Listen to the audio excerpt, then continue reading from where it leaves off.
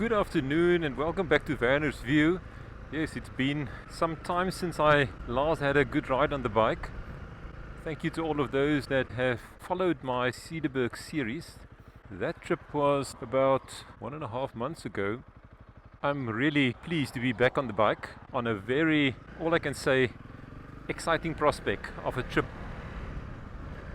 I'm currently finding myself in the beautiful town of Worcester. Just look at these buildings. Beautiful. This is where my trip for today will start, is actually in Worcester.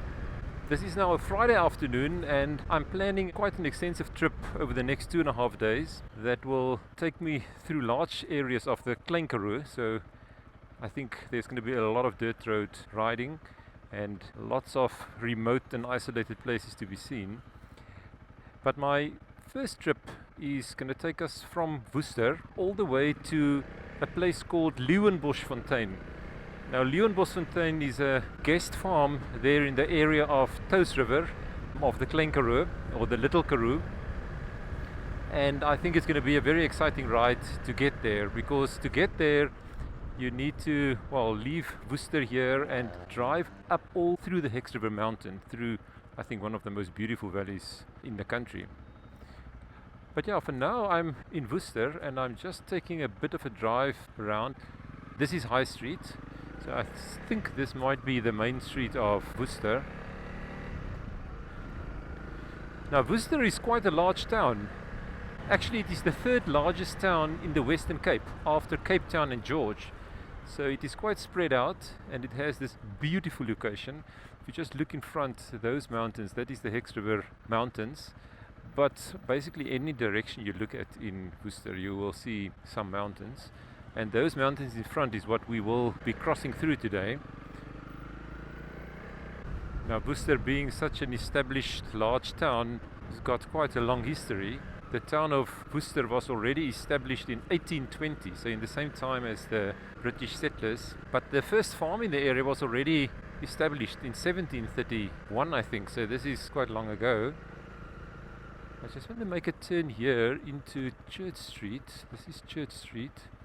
That should take us to the beautiful Mother Church of Worcester.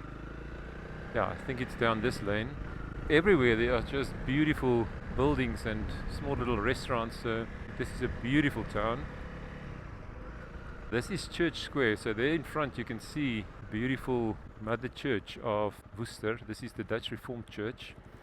So this church was already, or the congregation already established in 1821, and this church dates also from that period. It was built 1821 to 1824, and this square is quite a large square.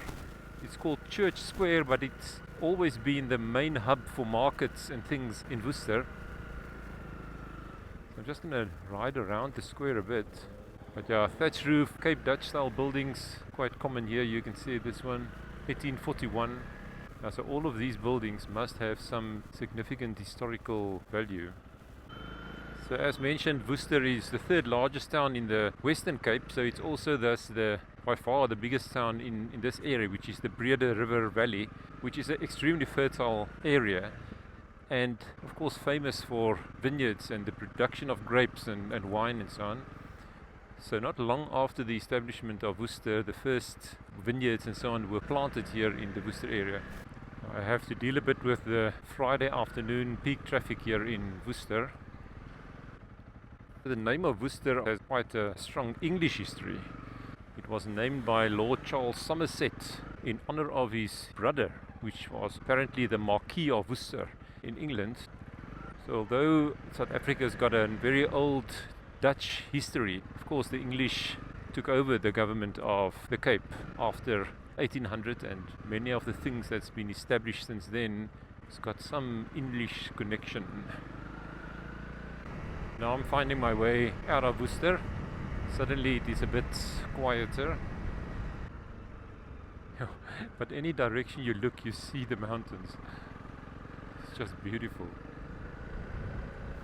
But yeah, I want to thank all of you that made comments, watched the videos on the Cederberg series. It was really extremely encouraging to get the comments and see how people enjoyed the videos. It's of course satisfying to make the videos but for people to enjoy it, it just makes it so much more worth it. So thank you very much.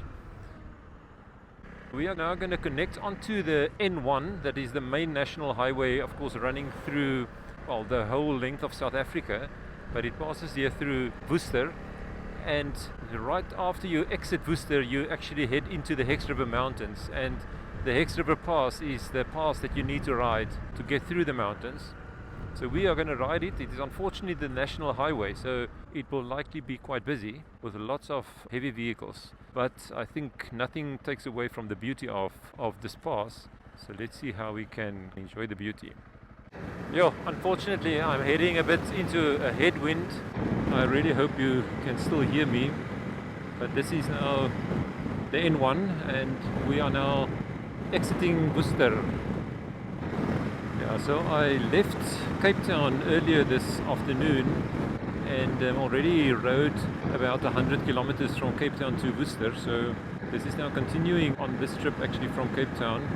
The next town we will get to is the Doorns. Now the Doorns is in the Hex River Valley, and I just need to remember to fill up with fuel at the Doorns, because the trip that I will planning to take after the Doorns, I will ride at least another 300 kilometers before I will get to another petrol station. So the Doorns is only about 25 kilometers from Worcester. It's really a short ride to get from Worcester into the Hex River Valley. Yeah, this road is very busy. I did not expect anything else. But yeah, look at how the Hex River Mountains opens up a bit here in front for this road to go through. Yeah, so here you can already start to see the first vineyards of the Hex River Valley area. This whole valley is famous for producing grapes, and very specifically for producing table grapes.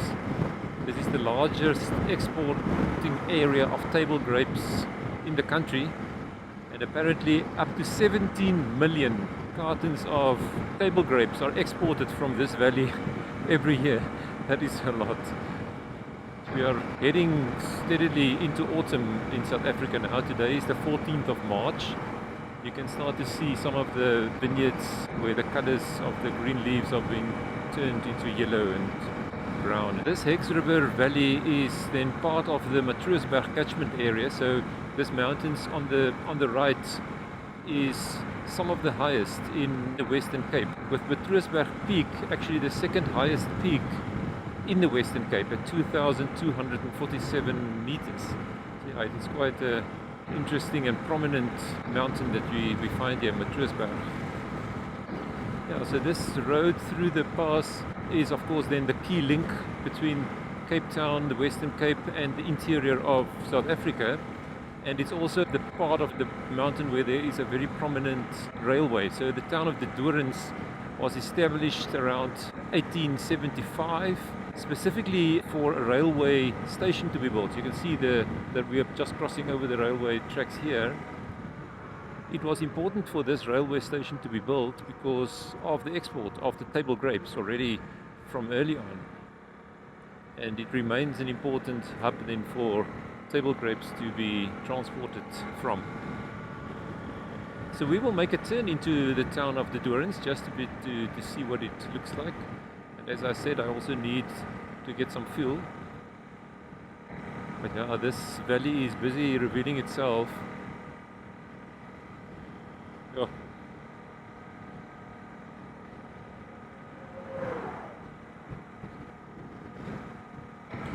This Hex River name is quite interesting. I mean, of course, the word hex is the Afrikaans or Dutch word for witch. So there is a prominent legend or link to the naming of this valley as Hex. And this happened quite some time before the towns of Worcester and the Doorns were established, actually.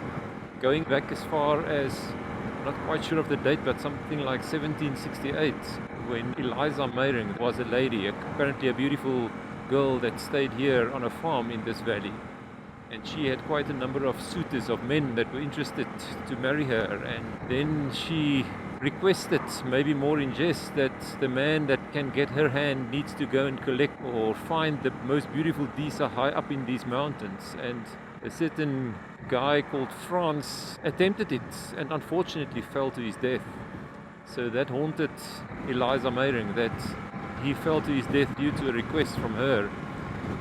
And she actually then locked herself up into her house and did not mingle and meet people. And the tragedy didn't end there. She then apparently also fell from the window of the house where she stayed and died. So this is where then the Hex River naming comes from. Whether Eliza Meyring was a witch or not, I suppose that is debatable, but that is certainly where the legend comes from, and the naming of not only the Hex River Valley, but then also the pass that goes through this valley is called the Hex River Pass.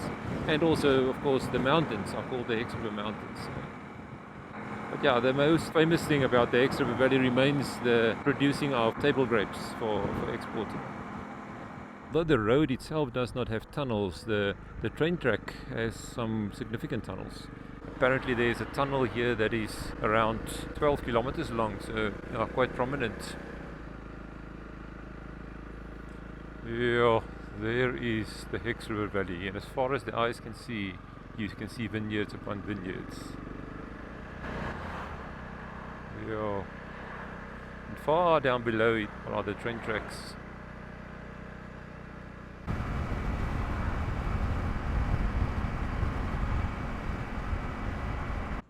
Okay, so I've now filled up the CRF 300 Rally here in the Doorns. So you can see it is all good, all zeroed. Let's go. So yeah, as I said, let's go for a bit of a drive through the small little town of the Doorns. So this is a town dedicated to grapes, and specifically table grapes. Yeah, it is quite busy. Yeah, crossing the railway line once again here. But yeah, I think we are just entering in the main road of the Doorns.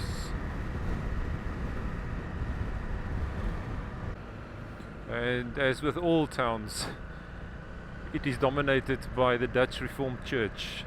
So you can see the steeple of the church there. I don't think that is a particularly old church, but I'm not sure. But it's got quite a prominent steeple. Maybe you can see it there in the distance.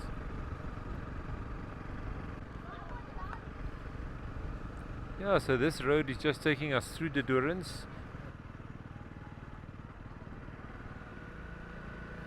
But yeah, this is obviously the main hub in the heart of the Hex River Valley. So let's continue riding through the Hex River Valley, and we'll probably link onto the N1 again soon. Of course, we still need to ride the Hex River Pass, and I will talk a little bit more about the pass when we get there. We are starting to get closer to the northern end of this Hex River Valley, but as you can see, the vineyards are just continuing.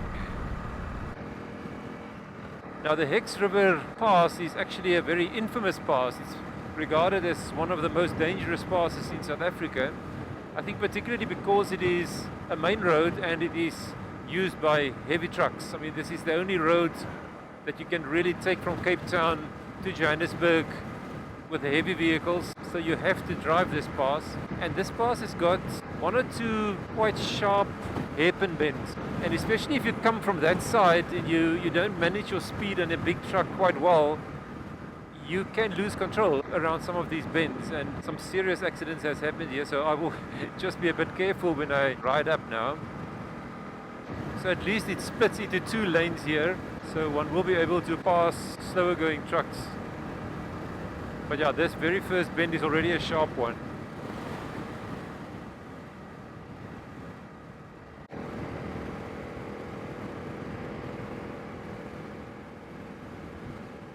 Yeah, so here's one of the first slower going trucks.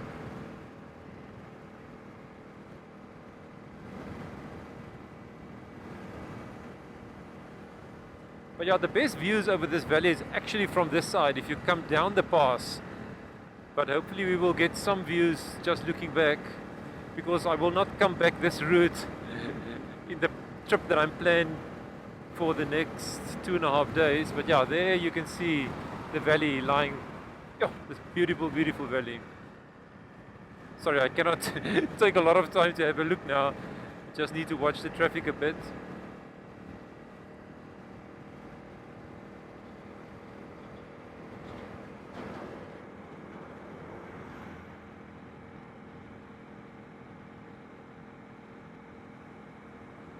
Yeah, so some of these heavily loaded trucks are really going slow. I think we are not too far from the top of the Hex River Pass now. I see on my GPS it's only about 6 kilometers to go. Then I will make a right-hand turn away from the N1. Then we are done with main road riding and we should get away from the trucks. Once you are at the top of this pass, you of course have now crossed over or through the Hex River Mountains, and you are entering this first part of the Klein Karoo or the Little Karoo. And this is where I'm going to spend quite some time over the next 2 days. 1 kilometer to go, then I will make the turn off from the N1 on the R318. Yeah, I think the boards are here in front. Then the roads will be much quieter. This is actually the turn off to the town of Montague. As I said in one of my previous videos, that the town of Montague is also the gateway to the Klein Karoo or the Little Karoo, and if you enter it from the Montague side, you of course drive through Kochman's Kloof Pass, but now we are right on the other side. We will be on a tar road for the next 27 kilometers, but when we then make a turn to the left, it is only dirt roads for many kilometers. Now, so this kind of vegetation, these bushes, this is typical Klein Karoo kind of vegetation and sites that you will see. Yeah, so this is I think the railway track. Yeah, you can see the railway track. The railway does go here because in front we will find Matroosberg station, which is obviously must have been a train station. I'm not sure if it's still in use. Yeah, this is the turn off to Matroosberg station down here. I think let's go and have a look. Let's go and have a look at Matroosberg station. I think that might be interesting to see, because I think it's also around here that the tunnel system for the railway starts that I've spoken about. Yeah, but let's go just see what Matroosberg station looks like. So let's make this the first little bit of dirt road for the trip, because I think we can see the buildings already there in the distance.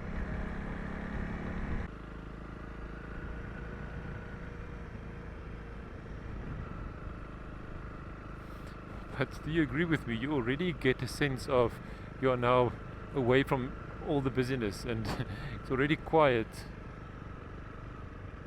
I must say, I'm not seeing a station. Yeah, I'm not so sure. So it's not part of the plan to ride further on this route, so I'm rather going to turn around. But I suspect that those houses in the front is part of the train station setup.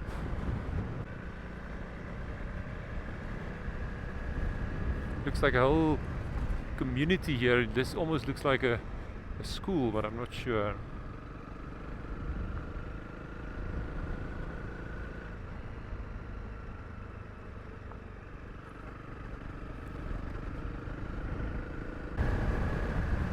See, so this must have been the train track running through here, but it seems that it might not be in use anymore. So I find this quite interesting. Let's just make a stop to see if we can see a bit better.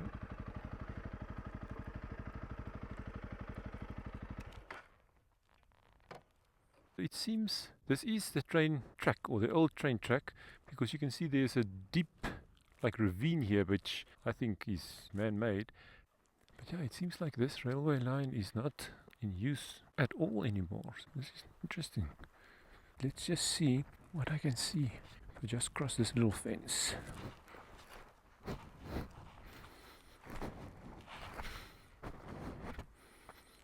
Yeah, There's no railway tracks left anymore, but it's obvious that this must have been a railway track in the past. Of course, doing this trip again with my trusted Honda CRF 300 Rally. I also did the previous trips with the Honda, and I'm getting to know this bike quite well. I can tell you this is an excellent bike for the kind of riding I'm doing, where you have to travel some distance, but you want to be ready for almost any road condition. To me, just perfect. Not too powerful, but powerful enough to steadily cruise long distances in relative comfort. But yeah, I will talk more about this bike on the next few trips, and I also would like to point out a few modifications I did because some of you have asked some questions about it. So yes, I will definitely get to it. But for now, let's first continue.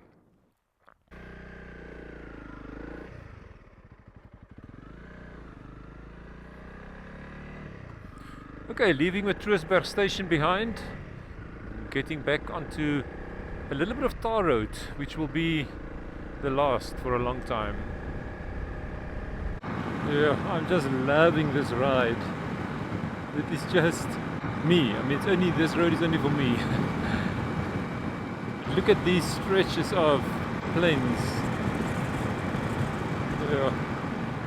Because when roads are this quiet, and especially if it's tar, then one can really have quite a relaxed ride.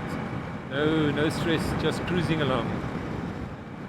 And on this bike, when I'm cruising now at a steady 90 kilometers an hour, I can easily cruise at around 100 kilometers an hour. And if I really want to, I can take it up to 120, but that is more or less, I would say, the limit of the bike. So it is for relatively slower cruising. This bike is fantastic.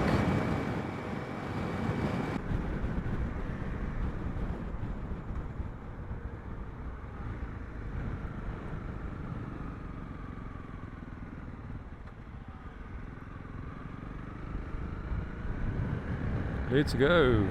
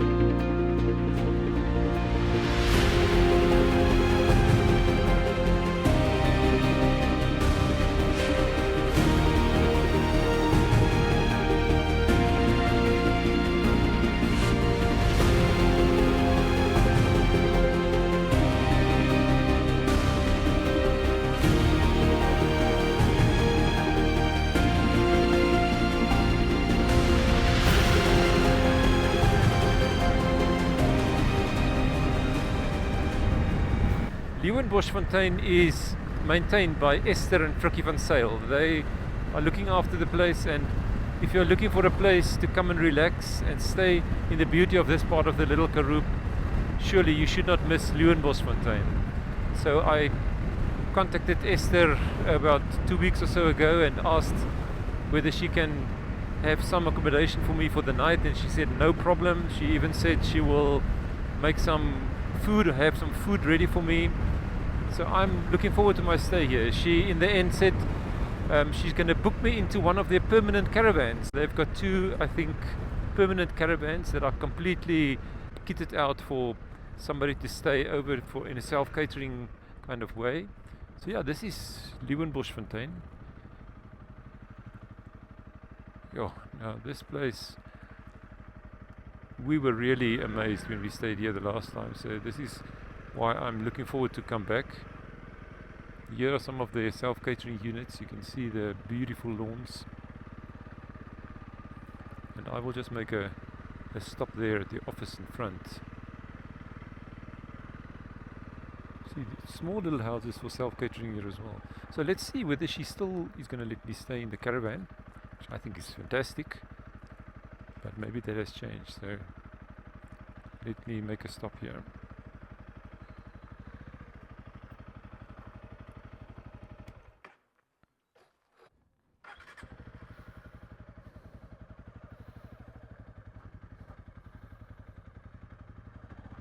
Oh, what a lovely reception here at Leeuwenboschfontein. Esther is ready for me. She has my caravan ready for the night. So I'm just going to drive across to the caravan. She also confirmed that she will be making some dinner for me tonight. So this is really very convenient. But just look at this place. It is so neat. So she said I must take this little back road to the caravan site. But yeah, it's just a lovely, lovely evening. There is a slight breeze, but it's a lovely evening. Oh, here we are getting to the campsite. Oh, it seems like there's a foofy slide across.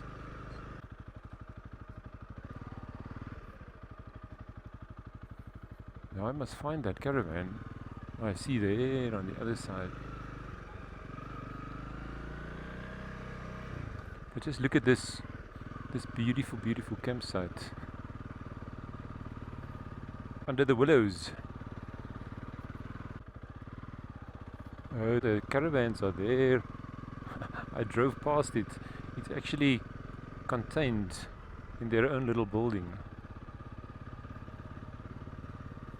Sure, but this is neat.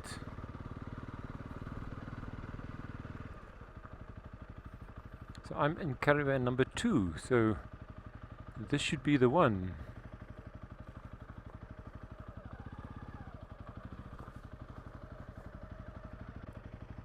Let's have a look.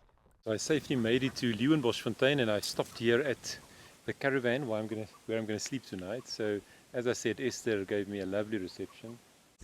Well, the caravans are right here next to the beautiful lake. You can see the willow trees here, and then they have repurposed, well, 2 caravans. This is one, the one where I'm going to stay, but right next door to it is another one. So these are permanent caravans, and for a one-night stay, I cannot think of a more cozy little place. I mean, you've got your little stoep here, and then the caravan has got a little table and seating area. It's also, and it's got a little stove and even a microwave. That is great. And a fridge, and then a nice double bed to sleep. And it is fully equipped to, for self-catering. Of course, this is part of the campsite of Leeuwenboschfontein, so you make use of the ablution facilities of the campsite.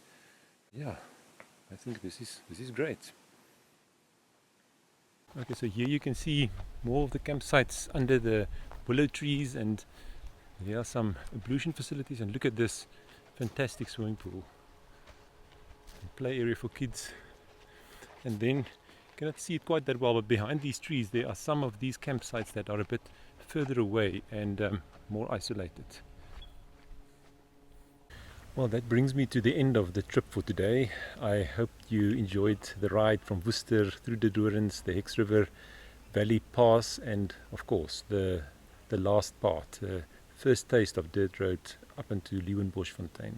Thank you very much for joining me. If you liked this video, please give me a big thumbs up and please subscribe to the channel. And then until the next video, I continue tomorrow. I will drive very interesting roads, so please stay tuned to catch up with the videos that will still come for this trip. All the best. Bye bye.